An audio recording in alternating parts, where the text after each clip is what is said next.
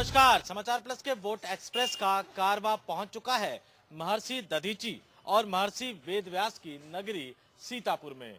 मान्यता है कि यहीं पर 88,000 ऋषि मुनियों ने तप किया था। इसी धरती पर महर्षि वेदव्यास ने वेद पुराणों की रचना की और यही वो धरती है जहां पर कभी महर्षि दधीची का आश्रम हुआ करता था और वही महर्षि दधीची जिन्होंने अपनी अस्थियां दान दे दी थी देवताओं को ताकि वो अस्त्र बना सके और उनकी अस्थियों से बने वज्र अस्त्र से ही देवताओं ने राक्षसों का संहार किया था। और यहाँ पर अब महर्षि दधीची के आश्रम की जगह पूरा एक मंदिर बन चुका है महर्षि दधीची का। और इसके ठीक दूसरी तरफ अगर आप आएंगे एक कुंड है और 5 कोनों का ये कुंड माना जाता है और ये कहा जाता है कि इसके जो 5 कोने हैं उसमें से कभी भी 5 कोनों की तस्वीर नहीं ली जा सकती है। तो यहाँ कुंड है और यहाँ पंडित जी बैठे हुए हैं, हम उनसे अपने बातचीत की शुरुआत करेंगे इस पवित्र धरती सीतापुर से और उनसे बातचीत करेंगे। बाबा पहले तो हमें इस पूरे स्थान का महत्व और महिमा बताइए थोड़ा सा। ऐसा है कि ये विश्व का एक ऐसा स्थान है जिसको आप लोग महर्षि दधीच की तपोभूमि मिश्रित बोलते हैं। यहाँ पर महर्षि दधीच के लिए 3.5 करोड़ तीर्थों को यहाँ पर देवताओं ने ला करके एकत्रित किया। जो फाल्गुन मास की पूर्णिमा को महर्षि दधीच ने समस्त तीर्थों का स्नान किया, सब जल एक में मिलने से इसका नाम मिश्रित तीर्थ है। इसी जगह पर महर्षि दधीच ने बैठ करके देव कल्याण के लिए अपने शरीर में दही और नमक लगा करके महर्षि दधीच ने अपनी हड्डियों का दान इंद्र को दे दिया। तमाम जो महत्ता है सीतापुर की इस पवित्र धरती की, अब राजनीतिक बात भी करेंगे हम तमाम लोगों से कि वो क्या सोच रहे हैं। अब चुनाव आने वाले हैं तो क्या सोचा है कि किसकी सरकार बननी चाहिए, किसको वोट देना है? बीजेपी की सरकार बनना चाहिए, उसी का अच्छा काम है और वही बनना चाहिए। और बाकी जो अखिलेश जी कह रहे हैं 5 सालों में हमने बहुत विकास किया, मायावती जी कह रहे हैं कि मैं आऊंगी तो विकास करूंगी। हमारे तीर्थ में किसी ने नहीं विकास किया है। हमारे जो तीर्थ का विकास करेगा वही सरकार बढ़िया है। और भी तमाम लोगों से हमारी बातचीत जारी है। क्या सोचा है इस बार किसको वोट करना है? हमको मोदी जी को वोट देना है, उनके विचार बढ़िया हैं। किसको वोट देने का सोचा है और क्यों वोट दोगे अभी? मोदी जी के सपोर्ट में हम लोग अगर चलेंगे तो देश आगे ही बढ़ेगा और पिछले कार्यकाल को देखते हुए हम लोग बहुत पीछे हैं। जो हमारे स्टेट का विकास करे, जो हमारे मिश्रित क्षेत्र का विकास करे, हम क्षेत्रीय नेता उसे ही चुनना चाहेंगे। गवर्नमेंट चाहते हैं कि बीजेपी की बने, परंतु हमारे क्षेत्र में जो नेता हम चाहते हैं वो ऐसा चाहते हैं जो हमारे स्टेट का, हमारे संपूर्ण नगर का विकास करे। कुछ महिलाएं भी हमारे साथ मौजूद है, उनसे भी बातचीत करेंगे। अब इस बार आप वोट करने जाओगे तो कौन सी सरकार के लिए आप वोट करोगे? भाजपा सरकार। मिस्री गांव में तमाम लोग हमारे साथ मौजूद है, इनसे भी बातचीत करेंगे। चुनाव आने वाले हैं बाबा, सबसे बड़ा मुद्दा क्या होगा जब आप वोट देने जाओगे कि मुझे ये सोचकर वोट करना है, इसके लिए वोट करना है? हमें बसपा सरकार को वोट देना है, जिससे हमको सहूलियत मिलेगी, तमाम सुविधाएं मिलेंगी। जब आप वोट देने जाओगे इस बार तो सबसे बड़ा मुद्दा आपके दिमाग में क्या चल रहा होगा? क्या सोच कर करोगे, किसके लिए वोट करोगे? मैं व्यक्तिगत रूप से बहुत सारे तमाम पूरे उत्तर प्रदेश की आवाम की आवाज़ है कि यदि उत्तर प्रदेश में कानून का राज को स्थापित कर सकता है तो निश्चित तौर पर बहुजन समाज पार्टी की सुप्रीमो बहन कुमारी मायावती जी हैं। कौन आपके हिसाब से बेहतर मुख्यमंत्री होगा उत्तर प्रदेश का? युवाओं की जो जोश इस समय भरा हुआ है वो देखना चाह रहा है बहन कुमारी मायावती जी को जो है इस बार 5वीं बार मुख्यमंत्री बनाना।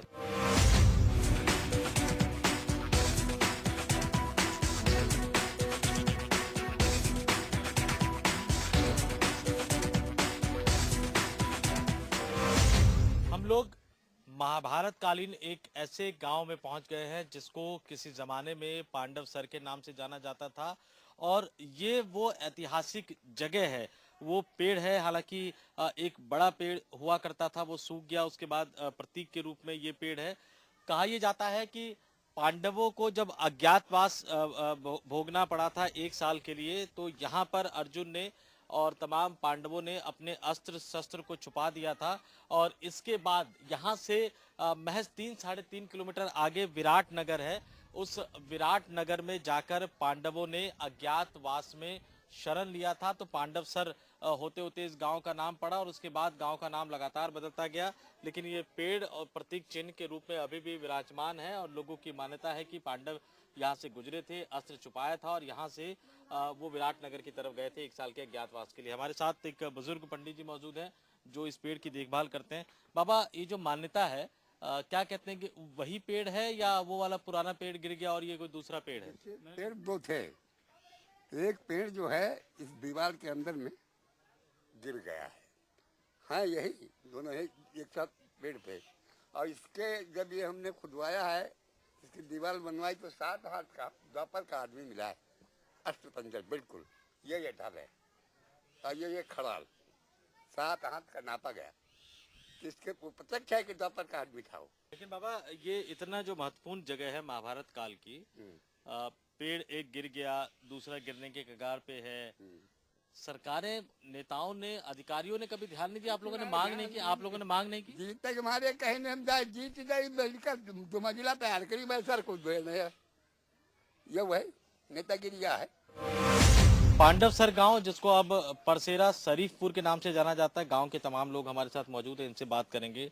चुनाव आने वाला है, इतना ऐतिहासिक गांव और उसकी ये हालत, वो ऐतिहासिक पेड़, वो जगह, उसकी ये हालत। अब जब चुनाव आएगा तो किस नेता से आपको उम्मीद है, किस पार्टी से उम्मीद है, क्या सोचकर वोट करोगे? एक एक करके सरकारें आते रही। हमने कई बार इसके लेख को, पूरा लेख जो इस क्षेत्र का है उसको कई बार समाचार पत्रों में पत्रकारों के माध्यम से निकलवाने का भी प्रयास किया, नेताओं तक, शासन तक अपनी बात पहुंचाने का प्रयास किया। कई बार लोग आए भी, यहाँ पुरातत्व विभाग के लोग भी कई बार आ चुके हैं, लेकिन उन्होंने कोई उस पर जाकर के ध्यान नहीं दिया। इस बार जब आप वोट करने जाओगे तो ये तो मुद्दा सब दिमाग में होगा, आपको क्या लगता है किसकी सरकार उत्तर प्रदेश में बन सकती है, बननी चाहिए? हमें तो लगता है भारतीय जनता पार्टी की सरकार बननी चाहिए, क्योंकि जो जैसा कि देश के अंदर व्याप्त है भ्रष्टाचार, अन्याय और लूट घसोट, उस हिसाब से आदमी सबको देख चुका है। अखिलेश सरकार भी पूरी तरीके से अपनी सरकार बना करके अपने हिसाब से काम कर चुकी है। इसके पहले मायावती की सरकार रही और इसके पहले कल्याण सिंह की सरकार थी, तो उसमें आदमी ने सोचा कि हमारे में क्या है, तो एक बार आदमी ये मन बना रहा है कि भारतीय जनता पार्टी की सरकार बने।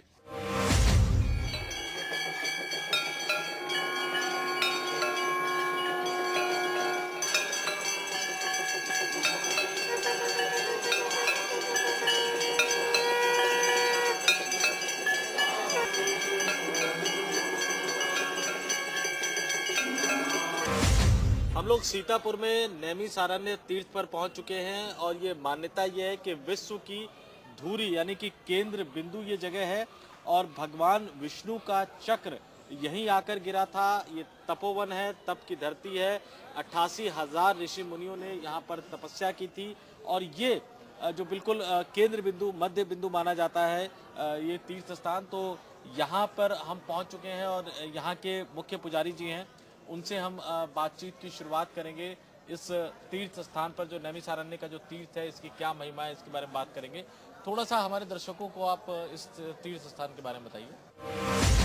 88,000 महर्षियों ने सतयुग के चौथे चरण पर भगवान ब्रह्मा जी के पास जाकर के ब्रह्मलोक में निवेदन किया कि हे भगवान ब्रह्मा, हमको ऐसी कोई पवित्र भूमि बतलाइए जहाँ पर हम तपस्या करें और हमारा मन एकाग्र हो सके, क्योंकि हम तपस्या वहाँ करेंगे जहाँ हमारा मन एकाग्र होगा। तो भगवान ब्रह्मा ने भगवान विष्णु को अपने मन के अंदर विराजमान कर एतत् मनोमयम चक्र मया सृष्टि विसर्जते, एक ब्रह्म मनोमय नाम चक्र की उत्पत्ति की और उसको आदेश दिया कि जाइए आप पृथ्वी पर भ्रमण कीजिए, इस पृथ्वी पर जो सबसे पवित्र भूमि हो वो जाकर के इनको बतलाओ। तो ये चक्र वहां से चलता है। हमारे भारतवर्ष में 7 आरण्य हैं। आरण्य कहते हैं जंगल को, जैसे बद्रिकारण्य है, उत्तलारण्य है, सिंधवारण्य है, माधवारण्य है। ऐसे 6 आरण्यों से भ्रमण करता हुआ इस पुर नाम के आरण्य में वो प्रवेश करता है। तो भगवान ब्रह्मा ने जो चक्र छोड़ा था वो यहीं पर आकर के रुक गया और ऋषियों ने यहाँ पर कई वर्ष तक तपस्या किया। एक छोटा सा सवाल हम और आपसे जानना चाहेंगे कि जिस तरह का नैमिषारण्य तीर्थ है, हम यहाँ जब आ रहे थे तमाम तरह की सुविधाएं भी हैं, जो भी सरकार बने उत्तर प्रदेश में, इस तीर्थ स्थान के लिए और क्या आपकी मांग है कि आप क्या चाहते हैं कि जो भी सरकार बने, मुख्यमंत्री बने, वो क्या करे इस तीर्थ स्थान के लिए? इस तीर्थ में बहुत सी अभी असुविधाएं हैं। जैसे हमारे यहाँ ट्रेन की कोई सुविधा नहीं, मात्र यहाँ पर 2 पैसेंजर ट्रेन चलती हैं। नैमिषारण्य की रेलवे लाइन की सुविधा अच्छी हो जाए। अभी तो इस वर्ष जो हमारी रोडवेज व्यवस्था है वो तो खैर काफ़ी अच्छा सुधार हुआ है, उसमें 5-6 जो रोडवेज हैं वो बढ़ रही हैं, और तो रोडवेज से और बेटर हो जाएगा अगर यहाँ पर रेलवे की सुविधा यात्रियों को दी जाए। जब आप वोट करने जाओगे तो आपको क्या लगेगा कि कौन इस नैमिषारण्य तीर्थ का विकास कर सकता है, सीतापुर का विकास कर सकता है? एज ए वोटर अगर विकास की बात आती है तो विकास पुरुष के नाम से मोदी जी प्रसिद्ध हैं, और हम तो चाहेंगे कि हम तो बीजेपी को ही वोट करेंगे।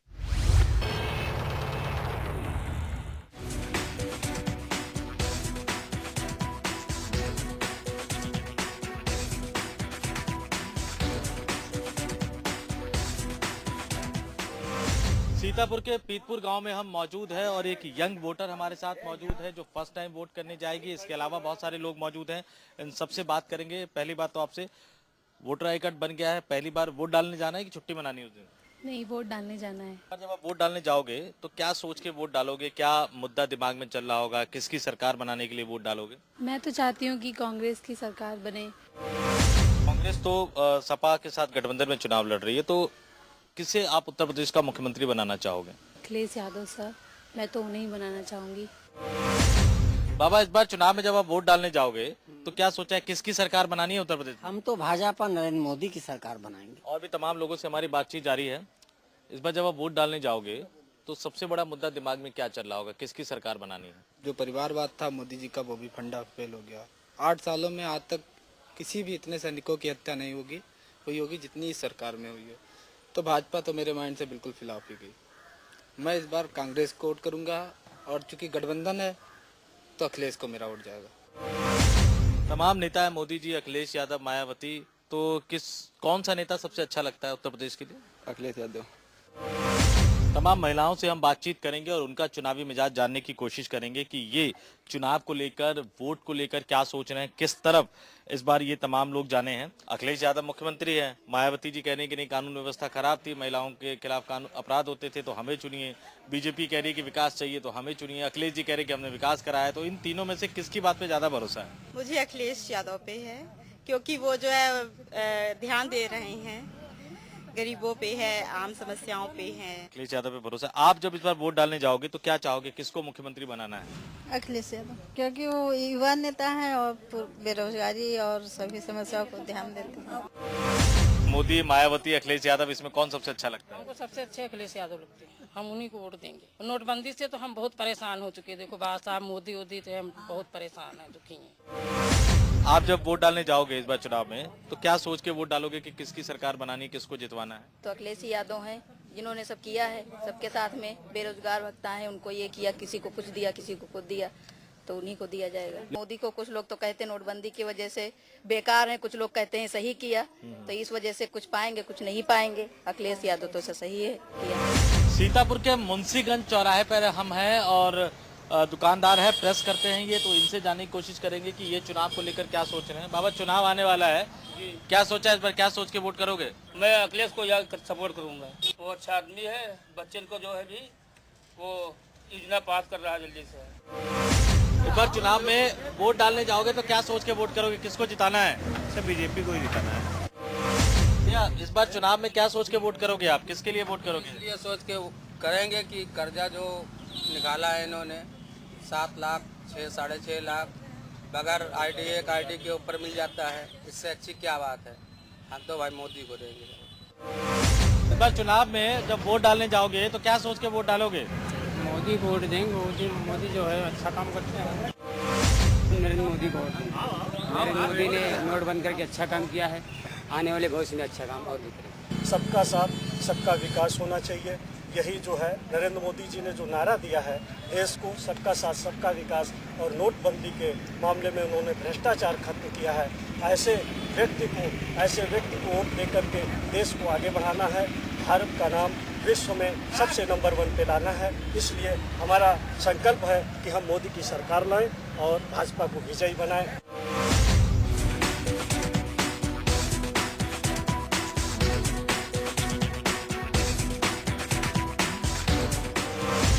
सीतापुर के कोर्ट चौराहे पर हम लोग मौजूद हैं। इस बार जब आप वोट डालने जाओगे तो क्या सोच के वोट डालोगे कि कैसी सरकार हमें चाहिए? सरकार ऐसी चाहिए कि जो विकास हो रहा है वो तो ठीक है, पर सबसे ज़्यादा जो इस टाइम पे नवयुवक रोजगार के लिए सबसे ज़्यादा, क्योंकि हमें लुभावने ऑफर दिए जा रहे हैं कि ये भी प्रेशर कुकर दिया जाएगा, वो दिया जाएगा, उससे हमारा कोई समाधान नहीं होता है। समाधान ऐसे मिले कि हमें ज़िंदगी भर के लिए एक नौकरी मिले जो हम ज़िंदगी भर कायदे से कमा सके, खा सके। ये कहा जाता है कि बड़े बड़े राजनीतिक जानकार कहते हैं कि मुसलमान जो है वो समाजवादी पार्टी के साथ रहता है। इस बार मायावती ने सबसे ज़्यादा मुसलमानों को टिकट दिया और वो ये भी डर जता रही है कि नहीं मुझे वोट नहीं दोगे तो बीजेपी आ जाएगी। तो अखिलेश और मायावती में से अगर चुनना हो तो किसका चुनाव करोगे आप? देखिए ऐसा है, हमारे मुसलमानों को तो अब तक की सभी ने ठगा है। मुसलमान सरकार बनाने में सक्षम है और सारा दारोमदार मुसलमानों पर ही होता है और अंत में जब मुसलमान सरकार लोगों की नहीं बनती है तो लोग सारा थोपड़ा जो है वो मुसलमानों पर ही थोप देते हैं। लेकिन मुसलमानों के हित के लिए अगर किसी ने काम किया है तो मायावती जी का तो हमेशा ये रहा फंडा कि जहां उनका कैंडिडेट जीत गया उन्होंने कह दिया कि मुसलमानों ने मुस्लिम कैंडिडेट को टिकट दिया, बसपा को नहीं दिया। ये मायावती के एक नहीं 3-4 बयान आ चुके हैं। तो वो कभी मुस्लिम वोट को अपने पक्ष में मानती ही नहीं है, तो ऐसी जगह वोट देने से क्या फायदा जो हमारे वोट की गिनती भी न करे। हम अखिलेश यादव को मुख्यमंत्री के रूप में देखना चाहते हैं और माननीय मुख्यमंत्री से ये भी अनुरोध हम करना चाहते हैं कि वो अबकी से नौजवानों का रोजगार के लिए विषय में सोचें और सीतापुर में नई फैक्ट्री को अच्छी डालें। आप जब चुनाव में इस बार वोट डालने जाओगे तो क्या सोच के वोट डालोगे? किसकी सरकार बननी चाहिए उत्तर प्रदेश में? हक जो है अखिलेश का ही बनता है क्योंकि उसने जो है बहुत अच्छे अच्छे काम किए हैं पब्लिक के माध्यम।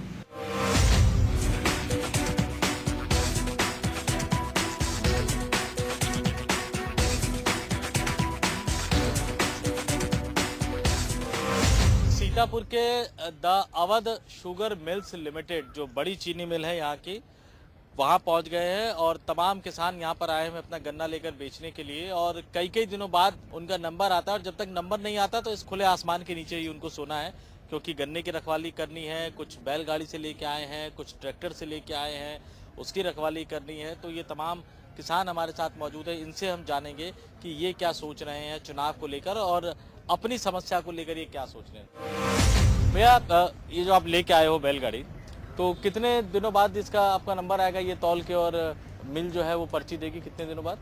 सर वैसे तो हमारा आ जाता था तीसरे दिन, लेकिन ओवरलोड में पर्ची कटने के कारण इस समय पर्चियाँ नहीं मिल रही टाइम से। एक चीज़ और यहाँ पे पूछना चाहूँगा कि गन्ना किसानों का बेल्ट है, तमाम चीज़ें हैं, चुनाव आने वाले हैं और किसान जिसके साथ नहीं होगा वो चुनाव जीत भी नहीं पाएगा।